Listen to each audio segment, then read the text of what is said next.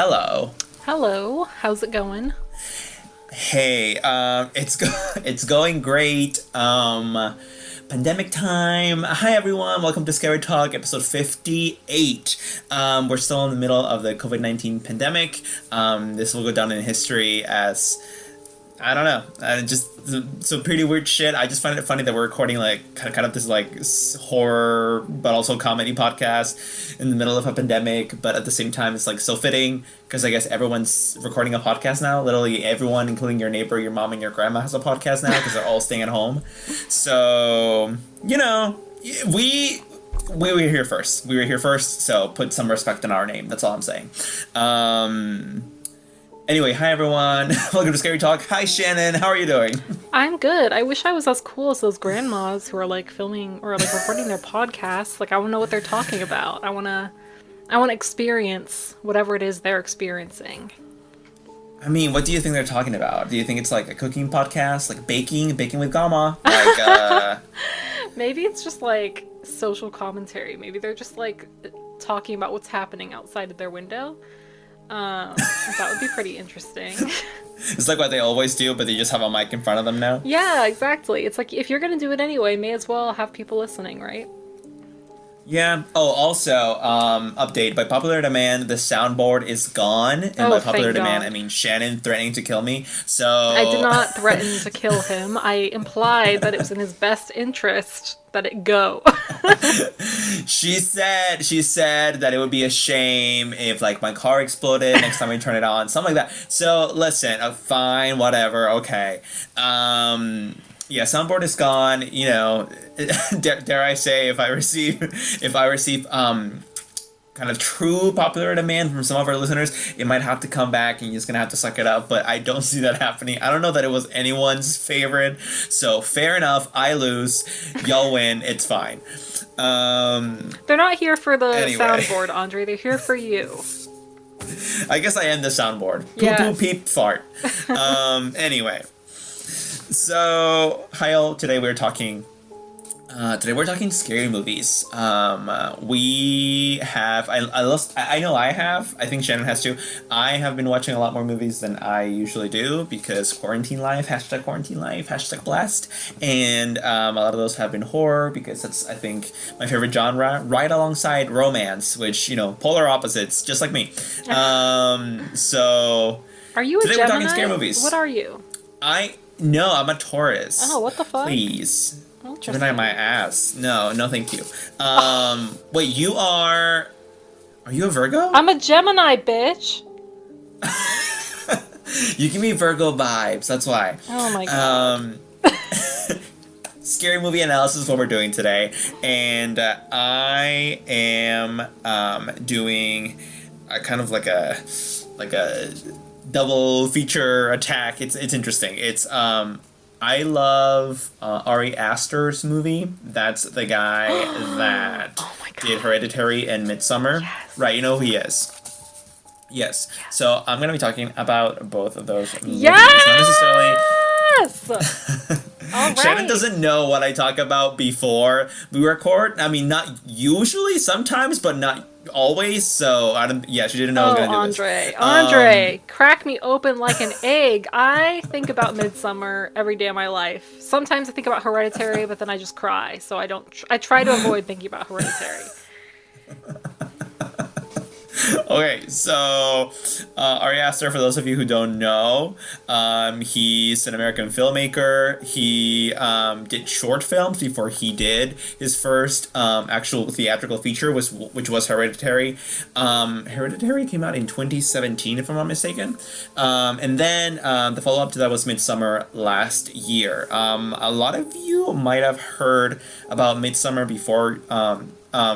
It's more likely you might have heard of that than Hereditary, just because I know it was a bigger deal and it was, I think, also a bigger commercial success. But regardless, that's the guy. He makes these movies. We're not really talking about the guy, but he happens to make both of these, and I'm talking about both of these. Anyway, his name is Ari Aster. Now, on to Hereditary.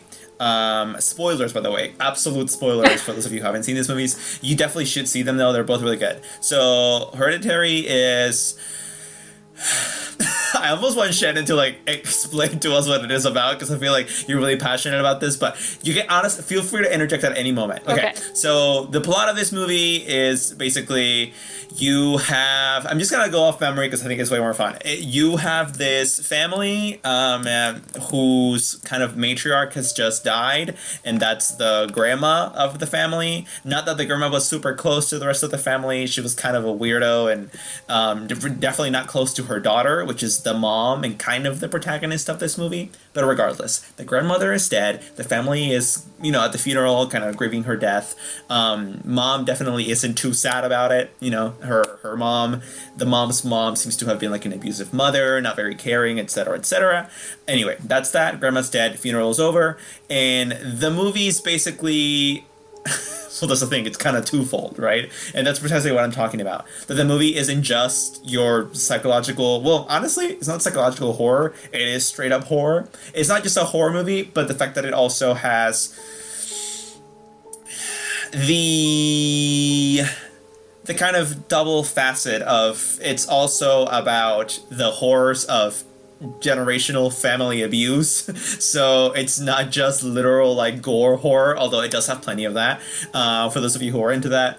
And kind of the analysis that I really want to dive into is the idea that the movie's true horror lies in that secondary facet of the film, which is the familial abuse that isn't only perpetrated by the now dead grandma to her daughter, before the grandma died, like her whole life, but now has kind of seeped into how the protagonist, the young mother, the mother of the movie, treats her relationships with her children and her spouse. Not that she's necessarily abusive, but she's just so distant. It's like, because like abuse can affect you in different ways, right? Like you can either become abusive yourself, repeating the cycle, or you can just take it out in some other way. Sometimes people internalize it and they become really distant and shut off from the rest of the world. And it seems to be that this mother kind of took that third route, not only with her children, but with her spouse. She's the communication isn't quite there. Like the whole movie, you can really see this,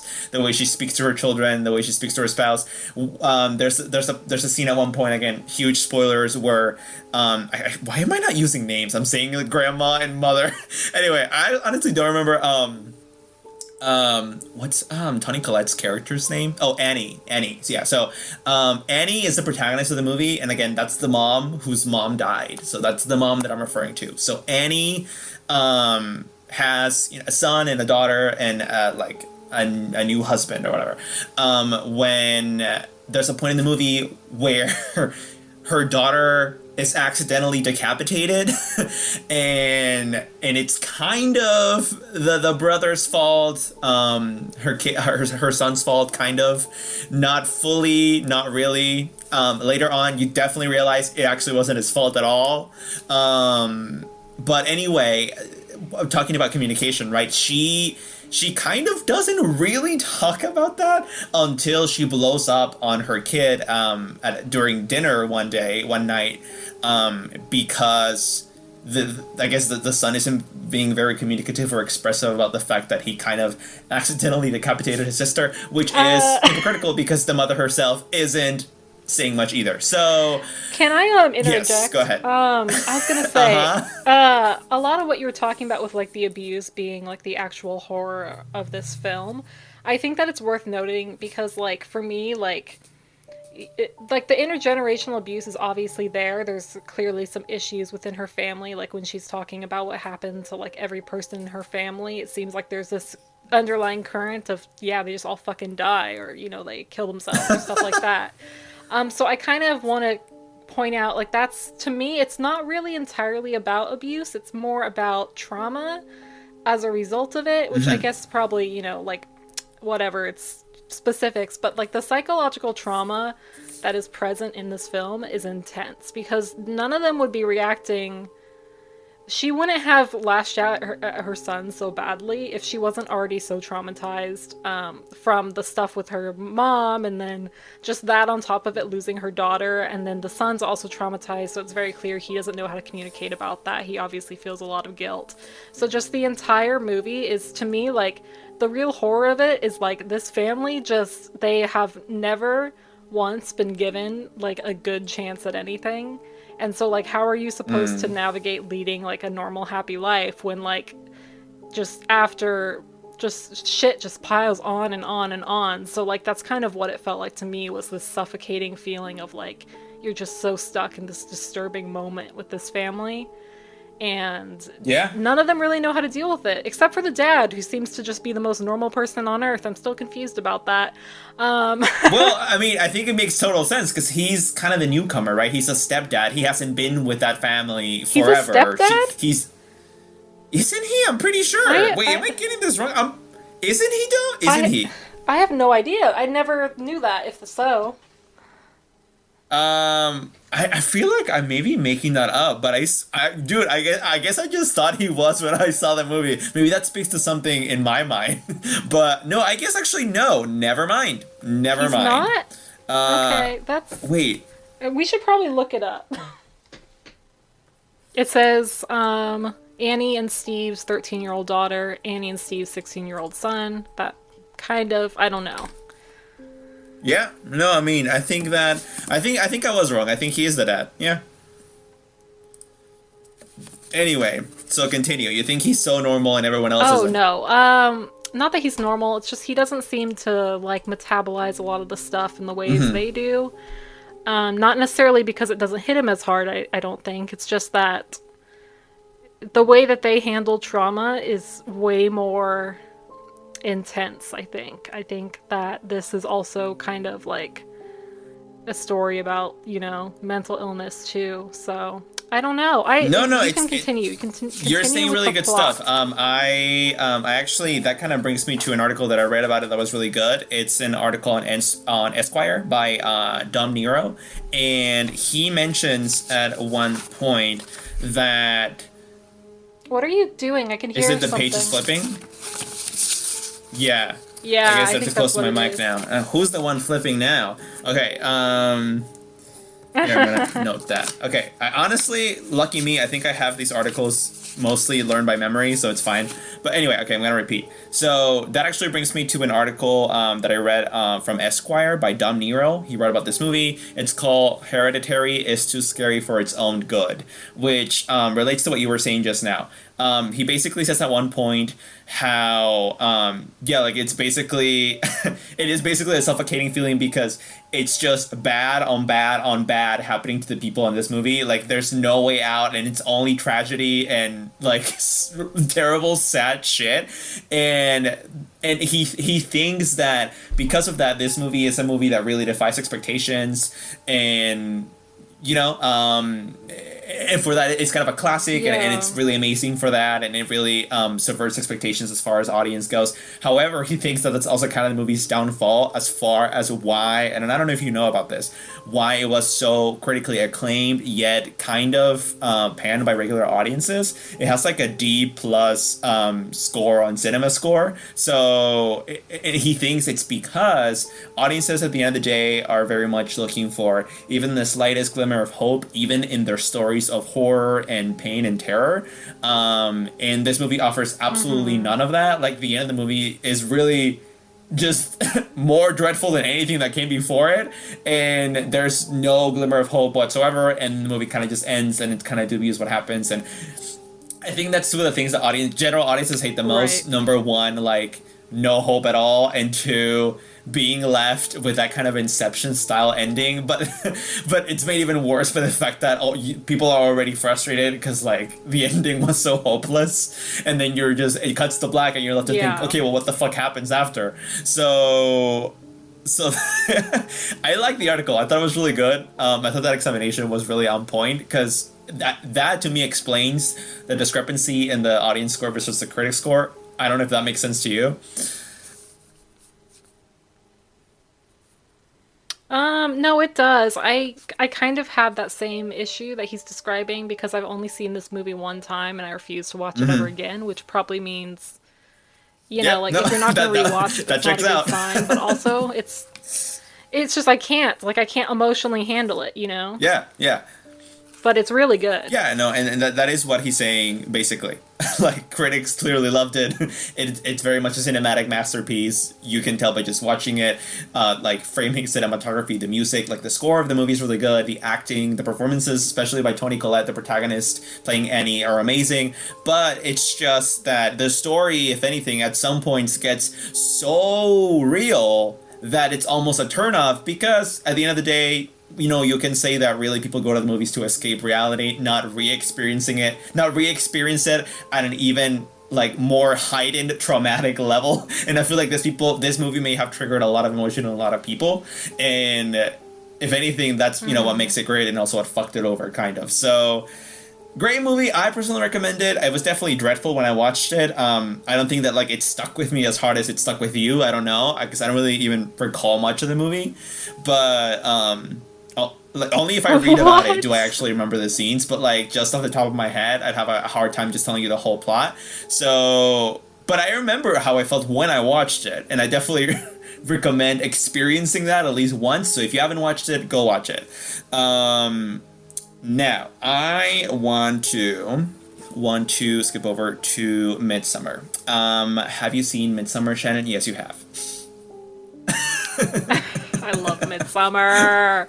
I try to make people watch this with me and they're like, "What the fuck is wrong with you?" But if you don't get it, you just don't get it, I guess. Okay. So everyone, okay, hear us out. So, this article that I'm getting a lot of this kind of analysis from. Like I have my own, and I'm definitely giving that to you. But a lot of it is I agree with this person, so it's kind of a mix. So this is from BuzzFeed News. It's an article by Alison Wilmore called "Midsummer is Scary, but not because of all the grisly deaths." And the first sentence of this article I thought it explains it really well. It's the most upsetting scenes in Midsummer have nothing to do with Swedish fertility cults or their gruesome rites, and everything to do with isolation. It's a really interesting take that this movie takes. That this article takes, and it's not one that I've heard a lot. Like, I mean, like, it's just, I definitely heard the kind of interpretation of this movie as this girl was looking for somewhere to belong, and she was so alone and everything, and that's, like, why these people kind of embracing her, like, made it so easy for her to fall into their trap. If you haven't seen Midsummer, I'll explain it in a second. But what this article adds is a twist on that. It's not only that she was so lonely and that's why it was so easy for kind of the Swedish cultists to entrap her and kill everyone else. It's also the fact that these... You know what? I'm not going to spoil it. I'll tell you in a second. So, what is Midsummer? So, Midsummer... Ari Aster movie, same guy again, came out in 2019 last year. I watched it with my boyfriend. He hated it. I thought it was really good. The movie is about this girl. Her name is Danny. She's a college student living away from home. She gets this kind of scary email from her sister that has mental illness, and she's hinting at self-harm in the email, basically. And then Danny kind of like, it's radio silence after that. She doesn't really know what's happening, and she's kind of fearing the worst. Turns out, not only did the sister, I'm trying to remember something off the top of my head. Not only does she kill herself by CO2 poisoning, but she also kills her parents. So Danny, now parentless and siblingless, is traumatized, and to top this all off, she was already kind of on the verge of her relationship with her boyfriend crumbling because the boyfriend's kind of been trying to like slowly like fade away for a while, and she kind of feels that, and I don't know, it's weird, like he pulls away, but like she wants to pull him in, and it's this weird thing where like the guy doesn't really want to be there, but he kind of then stays there afterward for support because she knows that she's going through a terrible time. Danny is, because her family just died. And it's like basically the relationship. It's weird because the guy is basically just kind of out of the picture at this point, but his body's still there, I guess, but his like mind's already elsewhere, and it's just really sad, and it kind of piles onto that immediate, like almost instantaneous feeling of dread the movie gives you as soon as it starts, because this girl is really alone. Like, now her family's dead, and her boyfriend, she feels like she can't even count on. So that happens. Her trying to process through all of this, she hears of a trip that her boyfriend is going to do with her friends to this quaint little town in Sweden, and she tags along. And then they all go. I'm simplifying a little bit. I'm not going through all the details, but not all of them are super important. The point is that she tags along, she goes, they all go. And what happens in this little town is that, again, simplifying, there's this kind of festival that happens every 90 years. 75. Never mind. That was not on the notes. Every 75 years, and it's called Midsummer, the Midsummer Festival, and a lot of details, but they basically, honestly, Shannon, do you want to? Because I feel like I have too many notes, mental notes about the movie. I've seen this like 5 times. So the point is, like, honestly, if you haven't already seen it, you need to go see it. The point is, it's a cult. Yeah. It's a big fucking white ass cult. Like, that's all you need to know. Like, we all signed up for this. They're all gonna fucking die. Yeah. We get that, right? So it happens in gruesome ways, blah, blah, blah, blah. However, the thing that's, like, funny, or I guess not hilarious, funny at all, and that I think Andre is trying to talk about with his article, is that stuff with the murder, holy shit. Do I care? No, I don't give a fuck at all about that. I came here for a horror movie. I'm gonna watch them get murdered. The thing that's so traumatic about this film is their relationship through her trauma. The fact that she has literally no one to talk to, his friends are assholes, like, and I wouldn't even say that she is that easy to get into this cult or whatever. I don't think that it was something like, oh, she's like, oh, I love them so much now. It's like, no, that didn't actually happen. What happened was that she was horribly traumatized this entire time. She was unable to cope with the feelings because she wasn't ever given the space or time to do so. She didn't have anyone there to support her. Her boyfriend's a piece of shit. So, like, that's what's actually traumatizing about it. Isn't that the cult is so good and manipulative. It's that the cult showed her kindness and compassion that she never, ever experienced once in her life. Yep. Ever. And so it's like, you don't just say it's okay to kill people, right? But at the end of the day, this story was saying, well, what if in this one specific case, it was where she needed to be at that moment in time? Because she does end up staying with them. And I think that that's something that we probably should have seen from the beginning, because there are hints that there's only a certain amount of people that Pele, the foreign exchange student, needs to bring back there, and they kind of just have this additional person drawn in, and they have that mentioning of like, oh, like the Vikings would steal the most attractive women from other countries and bring them back home so that everyone would be super attractive in the gene pool. And so it's like, well, yeah, he basically stole your girlfriend. Like, I remember my favorite meme about this is and that's how I met your mother. Oh no. Thank you for that. I think I was getting too bogged down by plot details. But yes, basically, there's this big ass cult. They have this big festival. People are lured in basically to be killed by this cult. But the one girl, the protagonist, Danny, she gets to live kind of because she both accepts to be part of a cult, and also because the cult is glad to integrate her. And the really sad part about it is the background that the movie is occurring on, which is the theme of her relationship being so shitty, her being so alone, all this trauma she has to deal with, and she has no one to expunge that with. So it's sad. It's also kind of a revenge story. I know that Ari Aster, the filmmaker, wrote this movie while he was going through a breakup himself, and I believe he actually put himself in. From what you hear about him talk about his breakup, he's definitely more of a Danny than Danny's boyfriend. So it's really interesting that that role was switched, like that the gender was switched for that in his movie if it really is kind of autobiographical. I mean, not in the literal sense because the guy didn't go to a Swedish cult, but it's interesting. So anyway, yeah, it's just it's like so the twist that this article kind of has on that isolation analysis is also the fact that the reason it was so easy for them to kind of snatch Danny and for Danny to also kind of fall into the entrapment of this cult was the fact that the rest of I mean, a couple of them weren't because they were trying to like run away after they got freaked out, but some of their friends were so kind of almost unbothered by a lot of what they saw. Like at some point people start killing themselves, like throwing themselves off of cliffs because they're old, and I guess in this culture, like when you're old you kill yourself instead of dying of natural causes because that's bad because you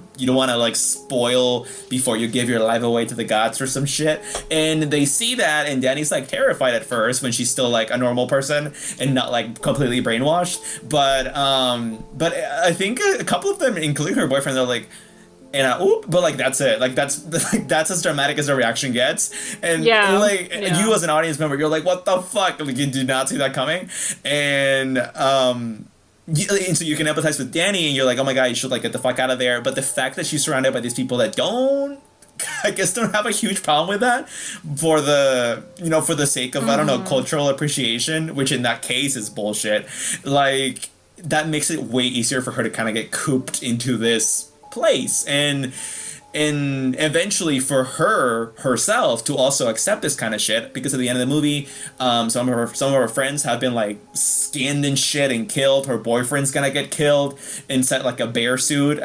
He's like sedated so he can only open his eyes but he can't talk or move, and they put him like inside this bear suit because like the fat's gonna make him burn faster. The bear suit's then also inside this house. It's also gonna burn with all the people in it. It's like a gigantic fucking messy horrific ending, and she's kind of just watching this from afar, now being completely accepted into this cult, being like, yeah, like it is what it is, you asshole boyfriend, you broke my heart, and now I'm literally breaking you. Like I'm just burn to hell.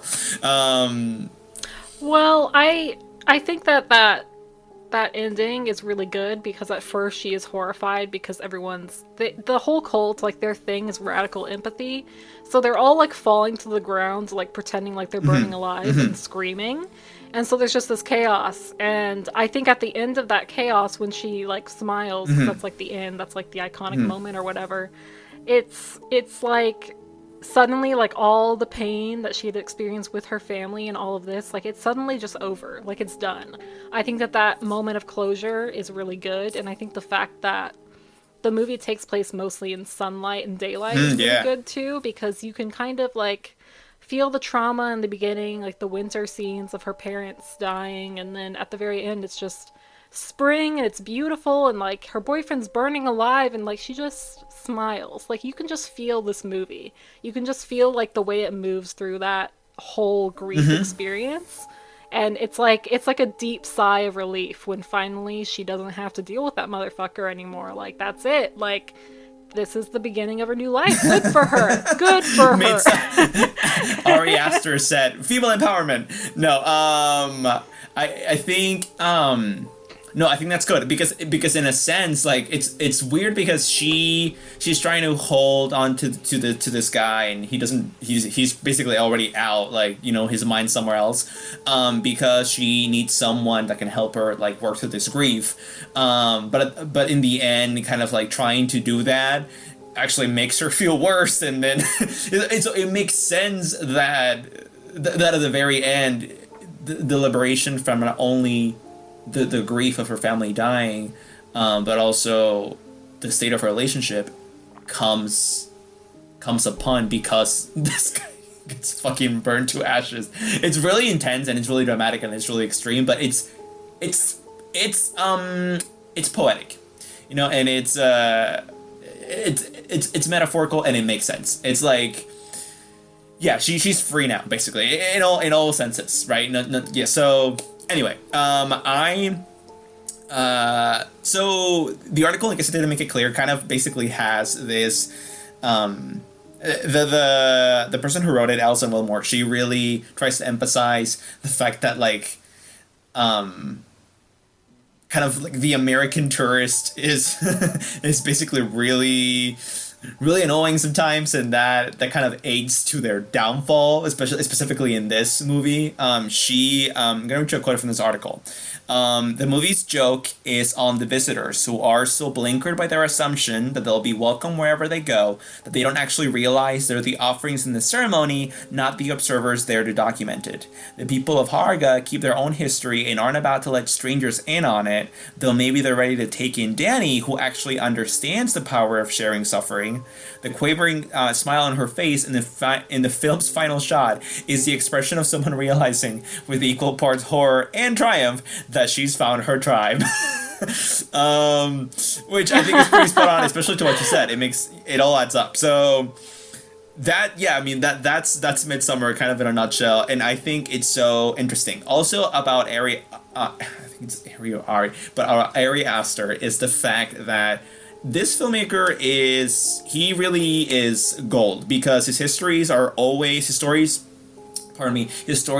twofold. It's not just the surface tension, right, of his horror films that is being caused by demons or a cult, but the story is really, like, the meat of the story is really always in the background, right? It's this family history, right, or it's this girl's suffering in relationship, like it's always about things that are really human and really touch you, but by that same coin they also really terrify you, right? It's like now being able to deal with this trauma and falling into this deep despair, just like the family in Hereditary does, because you just, like you said, you've never had a chance to basically to get it right, like you don't know better, so how are you going to do better? And then for Midsummer, you basically explain it really well. So I think that's why they're so horrifying. I think that's why they're so scary, and I think that makes them better movies for it, honestly, because it's, like I said, it's twofold. They're complex. They're fun to watch even when they're dreadful,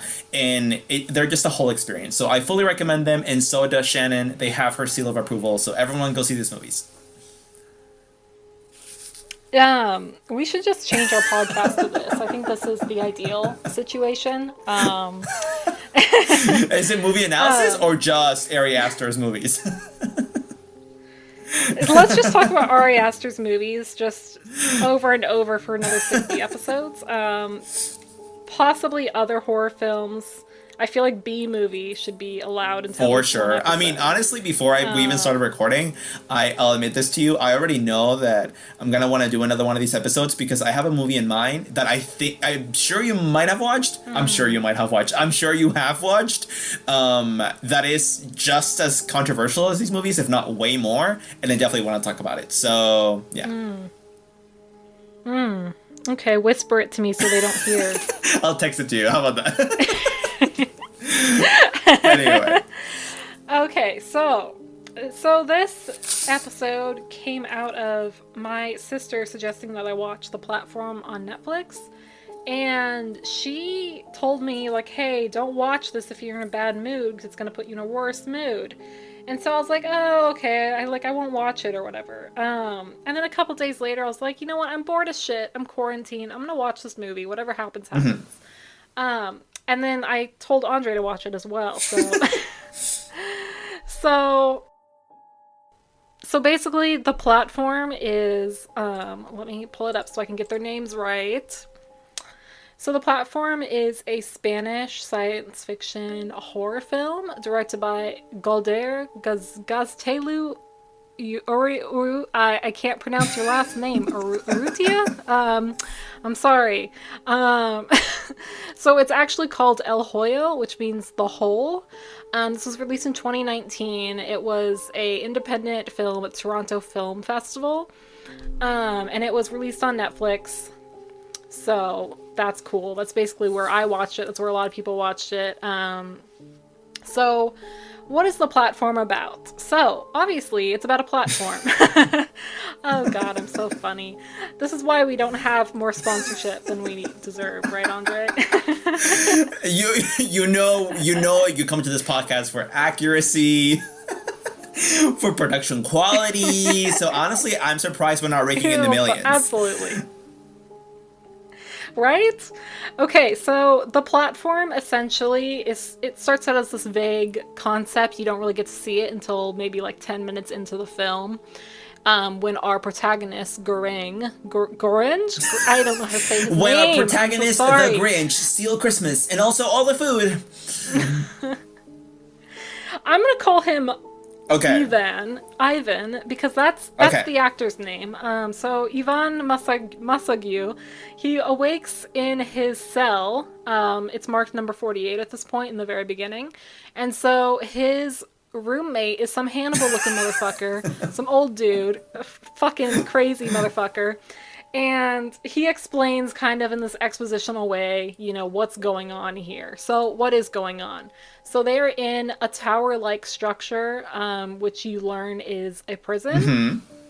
And it's basically a hole in the center of each room. And then through this platform, they have food brought down to them from floor 1 all the way down. So they're at floor 48. I love one of the critiques about this film is like, how is the platform moving? Because it's not connected to a rope or anything. Science fiction, I know, I'm guys. like, that's what you took away from this? Fiction. Yeah, exactly. So basically, Ivan's character, Ivan, I don't know, he's down there. It's like the idea is that he decided to volunteer to go in there not knowing what it was necessarily. He probably knew it was a prison or a study or something, but he volunteered because he wanted to get his college degree, which is great. Education's important, guys. It's super important. This is the one time I would say just go to college. Yeah, so that wasn't totally clear to me. Like, he said that he basically volunteered to be in this prison for half a year just so he would get a degree, and if so, like, what kind of fucking degree is that? Like, okay. Right. Yeah, I don't know, but it's interesting. So I don't think they ever really explain that, but I mean, we can talk about that analytically later, but... And also, so the lack of that's rope. What we've got. We need to talk about the lack of rope. Right, the lack of rope is very important, apparently. So we learn through conversation that his roommate is serving a year-long sentence for manslaughter. And so the whole point of this platform, this jail, like there's a toilet in their room, there's a sink, and then you get your food. Is it once you get or it twice once a day? I think it's once. You get your food once a day on the platform. And the way it works is the people at platform 1 or room 1, they get to eat first, and then it's the same food. It goes down to 2, all the way down to 48 where they're at, and it just keeps going. So you have to eat fucking leftovers, which is disgusting for one, but also like, right. I mean, beggars can't be choosers, right? So I just want to make sure that was clear, because that's like the whole crux of that. So what happens is that there's a lot of implication here that the roommate had been pretty down low, and that he had survived by eating his past cellmate. Yeah. Because once you get down there, like, there's not going to be a lot of leftovers. So that's kind of the whole crux of this issue, right? Is it's like, how do you survive 30 days on your level without starving to death if you're really low?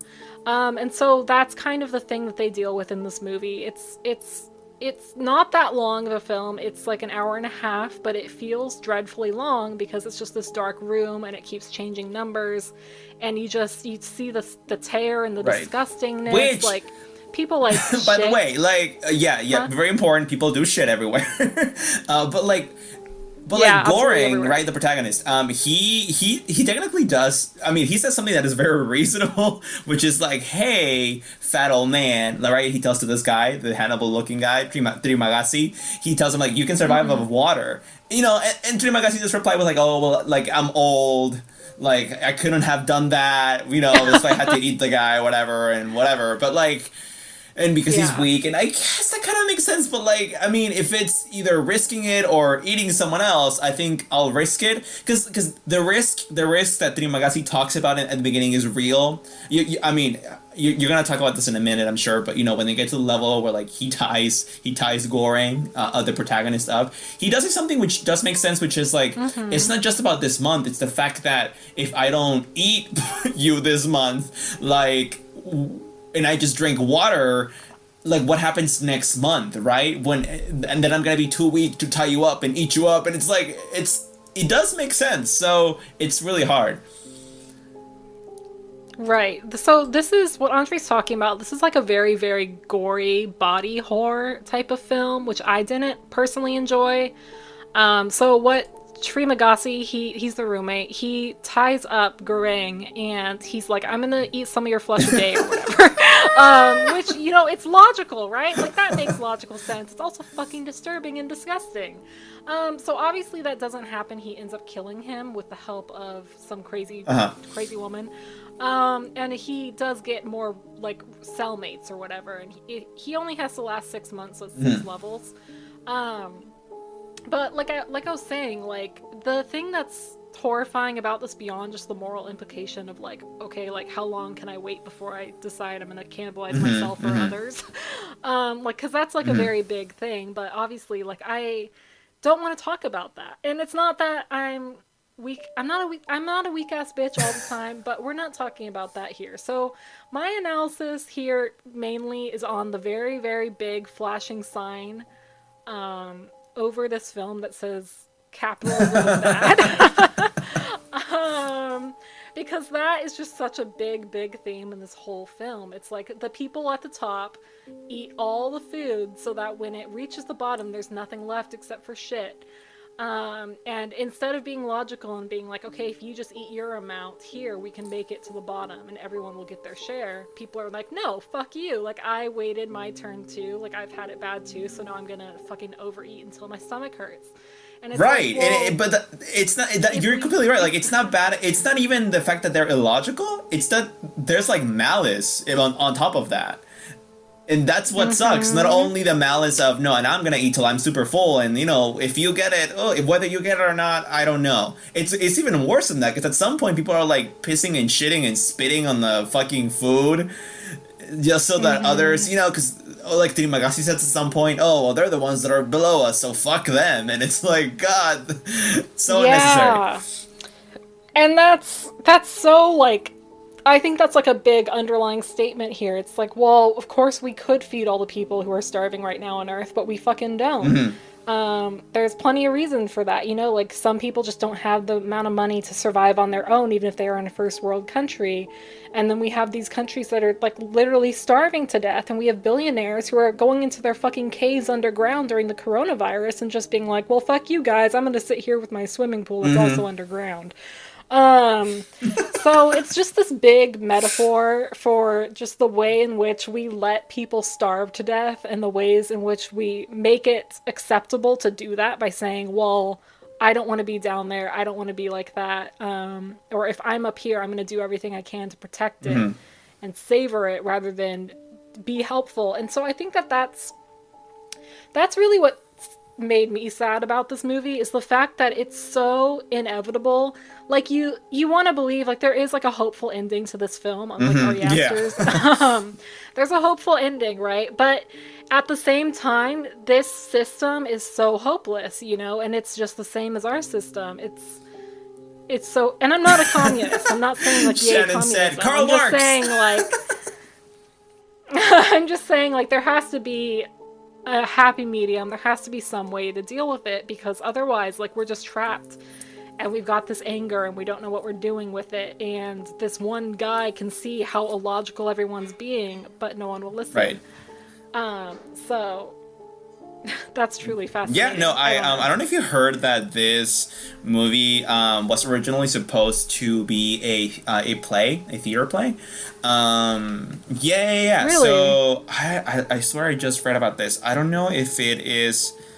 No, yeah, I think I don't know if the people who wrote this movie, their names are David De Sola and Pedro Rivero, if I recall correctly. Because I remember looking into this after I watched it, because I found it really interesting. I don't know if, I can't recall if they wrote it or they got the material from, well, no, they obviously wrote the movie, but like, if like it's a completely original idea or if they got the idea from somewhere else. But the point is that it was going to be a theater play, and then I think they pitched it to like by some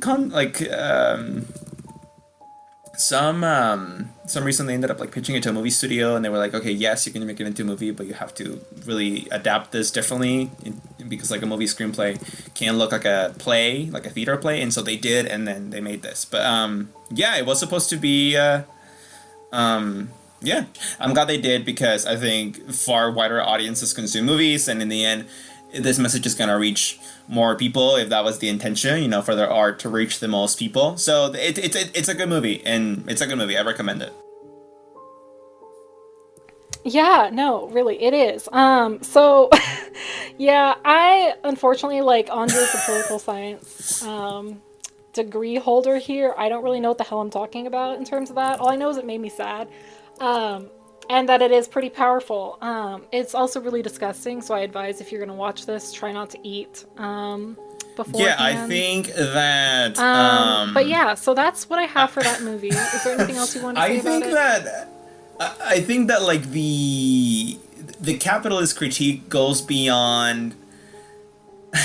Like, I remember reading an article that was like, this really is just a literal critique on like prison culture in America, and I was like, I really don't think so. One, because the movie doesn't even take place in America, nor are the creators from the States, but also.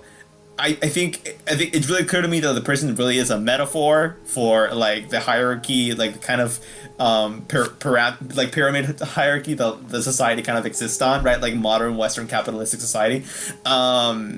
So I don't know. Just wanted to put that out there because I have heard that, and I think that I think that if people have more theories for what the movie could mean or more interpretations, those are always really fun to hear. So honestly, you know, shoot us whatever you have. But I kind of do agree with Shannon on that. Now, something I wanted to on your interpretation, Shannon. I am on board with that. But something that you didn't discuss was this crazy lady that you mentioned earlier, how she has a kid, and basically like, you know, you can really take that to a couple of places, but mainly where people have taken it is like children in the end are like the ones that really lose on the system, because they not only they grow up in it, but they're also corrupted by it and abused by it, and it's terrible because they're children, and etc etc etc. So, and I've heard a lot of interpretations for what that means in the movie, and I wanted to hear you talk about that. Oh, okay. Well, I think that it's important to like notice they don't actually say for sure if it is her kid. I think it's kind of implied, but I don't know if we can say for certain. I also don't know. That part to me was kind of unbelievable, because if the people at like the lowest level can't get food, how was she surviving down there for so long?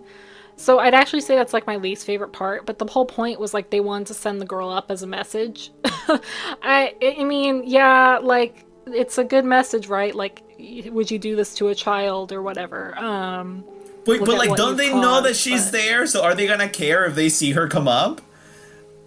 I don't know, because that whole thing just seems like a very weird plot point that I don't think was made clear, and I don't fully understand. Like, how would they know that she's there? Why would you put a kid down there in the first place? Why'd that lady come looking for her kid down there? Like, they're not supposed to be kids in the prison, you know what I mean? Right. Like, it doesn't make any sense. And why is she, like, well-fed and not dirty at all? Like, is someone feeding her? Exactly. None of it makes any sense. So that was not... Like, I almost feel like it could have just been a hallucination or something, but then it's like, I think they were pretty okay. Like, they were well-fed or whatever. It was only, like, one day. Yeah, that is weird. So I'm not really sure I understand. I think that's probably just, like, the fantasy aspect of that, where they're like, okay, here's something we're gonna do to like kind of like tie up the movie, you know what I mean? I guess if that's the case, then that was kind of a rush ending. Actually, we hate the platform, everyone. Don't watch it. No. Yeah, we have no idea what the kid means. Good, so though. Capitalism is actually good for children. So never mind. It's a good idea, you know, like to use a child to convey that this is bad. So maybe the filmmakers were just doing that too. Yeah. So We have 9 minutes. Have you seen The Neon Demon? I have seen the Neon Demon, and honestly, it is, I think, dense enough, but also digestible quickly enough that we can probably cover it between the two of us in 9 minutes. So you go ahead. Yeah, I don't really have any like deep analysis on it. It's been a while since I watched it. I think I watched it twice. But I wanted to bring it up because it's kind of in the same tangent of the platform in terms of at least the body horror and the cannibalism. Which, by the way, like, I know you told me all of this on over text and whatever, but then I watched the movie, and you must have not seen a lot of like Saw or like Hostel back in the day when that genre was like booming, because this is not body horror. Okay, it's not. It's nothing like that. It's nothing of the sort. So. It's tame, if anything. Critiquing my experience of body horror. No, I saw the first Saw movie and I saw Hostel. That's it. I never watched any more of the Saw movies. So well, fair. I don't blame you. yeah, like that's just not savory to me. Like no part of me thinks that it's fun to like watch that kind of stuff. Like I need more. Okay, but like Loki, like quick segue, Saw 3D, the seventh Saw movie. That first death is like low-key iconic because horrifying, but also really funny. Like super super quick. There's basically this girl at the beginning of the movie. Like she's like in a storefront and she's being like displayed as a prop. And there's this machine that's like she's gonna lower some like mechanisms lowering her to this machine on the ground that's basically a huge blade saw that's gonna like cut her in half by the abdomen. Oh my god! I know, but like the people who have the ability to save her, because you know the Saw movies technically you always have like a chance to survive, are these two guys that are also tied. That are also being displayed in the storefront on either side of her. They're like tied to the walls, to these like chair mechanisms, and they have to do something, some kind of motion or something, or like hurt themselves in order to save her. But they end up like buddying together and letting her die because they find out that he's like been cheating on both of them with the other. And I thought that was like so. It was like so funny but also silly for a fucking Saw movie, and it's just like, but I loved it because at that point it was clear to me that like these movies had just like completely jumped the shark, and they didn't care about how ridiculous they were. They were like, Saw in 3D, whatever. That's like that could go like one of two ways. Like that could have been like a really good plot line for a porno, but they just took it for horror. They were like, no, like they're just both gonna fucking kill her. Basically. Wow, I don't like that. Anyway, the Neon Demon. So, The Neon Demon is this really fucked up movie. I kind of like it because it's very atmospheric and it's kind of like pretty and I don't know. I like it. But the whole thing is kind of about beauty and like Hollywood and the way they romanticize beauty and how they like treat it as like it's like so desired and it's a sign of success and it's like everything. It's everything that could give you power. And so it basically, the whole point of this film is she's a model, and then there's other models, and there's other people, like photographers in this world. And these girls, the models, they just fucking kill her out of jealousy, which is, you know, not that surprising. I'm fairly certain you don't need to watch the movie to figure that out. It's a horror movie. But killing her isn't enough. The thing that makes this so gruesome is that they shower in her blood and like eat parts of her body or something. It's all very disgusting. There's a lot of sexual assault too for like no reason and like necrophilia. But isn't it because they think that like they're gonna get something out of eating her, like her beauty, like they literally will consume her beauty? Yes, that's basically it. Like they think that they'll get younger or they'll get more beautiful. Like it's just this weird, like gross. It's just this gross metaphor for like the way people consume beauty, especially in like those types of professions in the world, and like how it's like it doesn't even matter who you are. Like if you're beautiful, we will consume you. We will eat you alive, basically. Yeah. And so like that, huh? Yeah, I was saying yeah. Oh. But yeah, so that movie is just really gross and really interesting. So if anyone wants to watch that, I would definitely suggest that. Because like I said, there's not a lot of analysis there. I just wanted to bring it up to see if, you know, if we could get a conversation going. Yeah, Do no, I you mean, want to say someone anything? definitely has to watch it because no one did. You know, the movie grossed like $3.4 million on a $7 million budget, so there's not gonna be a Neon Demon Oh, 2. damn. I can tell you that much. But no, that's really good analysis, and yeah, I mean, it isn't very deep because it is kind of obvious when you're watching the movie, but it's still good to mention. A part that I liked was when the one of the like basically jealous stepsisters like tells the protagonist, right, Jessie, the girl that's played by Dakota Fanning, the really beautiful natural beauty. She tells her about like all the cosmetic surgery that she has had, and she kind of is in disbelief that the girl, you know, the protagonist, she has not had any surgery or used any casting couches to like achieve her success. And I thought that was really good commentary basically on Hollywood and on this kind of almost unintentional jealousy. I mean, not that a lot of jealousy is intentional, but what I'm trying to say is that it's sad because it's almost like this other girl really was given no chance to prove herself if she didn't do these casting couches and if she didn't get all the surgery. And so it is almost understandable why she is so jealous and upset that this natural beauty that hasn't had to, you know, get on her knees for anyone is being given all these opportunities. But like, that's not really that young girl's fault. Like, that's not, you know, that's not the new girl's Right. fault. But in the end, it doesn't matter because the system makes it so that the jealousy is directed at this girl, not at the system. And so it's this girl who suffers the consequences of being literally fucking necrophiled and eaten. So yeah, it's just a tragic story. Yeah, no, that's a good point. That's kind of similar to the platform too. It's like it's literally the system's fault, and if people would acknowledge that, they wouldn't be shitting on other people. Right, right. But The whole you know, movie, fucking like main guy is like, well, not the whole movie, but at some point, right, the protector Goreng is like, we should like rise up and shit, or even the woman says at some point, like by the time Goreng is like completely like, he doesn't care about anything. He's like, he's lost himself. Even she's like, you know, spontaneous solidarity or something. Like, that's what's gonna save the system. But that's super unrealistic and it never happens. And it never happens because people don't realize that, like, the system is the real enemy. And they're just, like, shitting on each other and pissing on each other. And yeah, totally. it's also like a lot. It's a lot to undertake if you don't know how, and if you're scared, like it's hard to tackle a system. Am I recruiting for communism? You'll never know. um, um, Shannon said, it's Communist difficult. Like, Manifesto.